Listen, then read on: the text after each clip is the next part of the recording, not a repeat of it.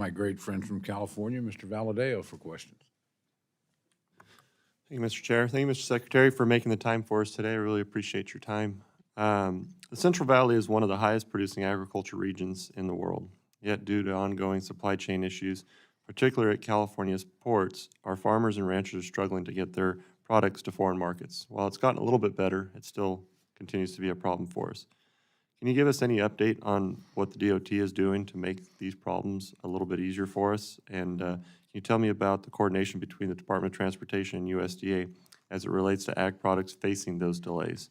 Is there any prioritization for perishable goods?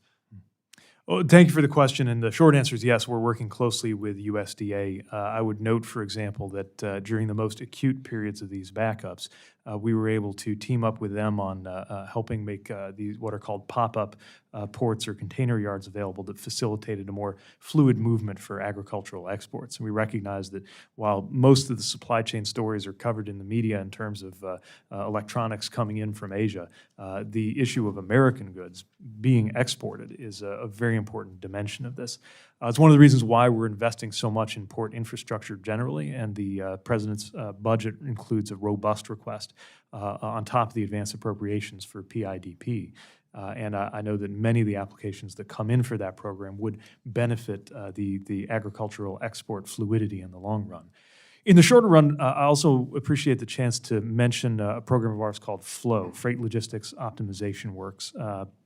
This is a voluntary program where we brought in a number of players from across the sector, retailers, ports, anybody who we think has data that if they were just talking to each other more, it would make our ports more efficient and our supply chains more fluid. And we've signed up a number of partners, including largely from the private sector, dozens now, and are working toward being able to have a prototype of that model up and running this year. It'll be a small dollar amount compared to most of our requests, but I think an investment well spent for exactly the reasons you're raising. All right. And one of the issues there, because of the port situation, obviously can cause some problems with our rail as well. And is the DOT doing anything to help with the rail situation? I mean, obviously we saw all the news with folks with trains literally parked and people stealing all the items off of them. Has there been anything on that front?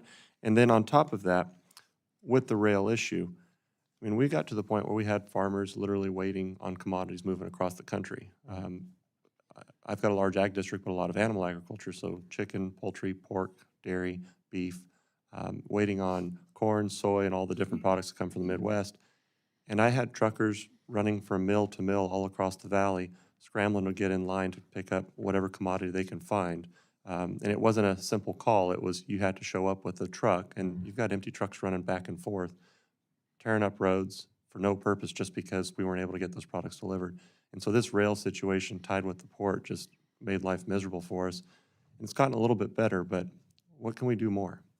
Yeah, we've been pressing the railroad industry on this, but I believe there's also a public sector role to play that you'll see reflected in the budget request, especially around areas like the CRISI grant program, which we think can contribute to fluidity both in traditional freight rail and in some of these multimodal contexts that require specialized equipment and facilities that can make a big difference in the kinds of contexts that you're describing. Also, I would point to the fact that in addition to being consumers of rail, agriculture producers are more likely to live in communities that are impacted just by quality of life issues like blocked crossings and the safety issues that come with a lot of grade crossings. So why we're very glad there's a rail crossing elimination program included in IIJA and have been able to use some of our other programs as well to help support projects that would just reduce some of the occasions for that kind of blockage to happen in the first place. All right, and a quick question. Many cities and counties in my district, and it kind of goes along with what you were just saying, don't have the resources. A lot of smaller communities. I've got some of these communities don't even have city councils. They're just little communities. And they struggle to get the resources together to apply for some of these grants. They're burdensome. There's a lot of regulations. Is there anything that you've done or that you have the ability to do to help alleviate some of these problems, allow these smaller communities to have the access to the same resources as some of the larger communities that can afford to have the representation a lot of them have?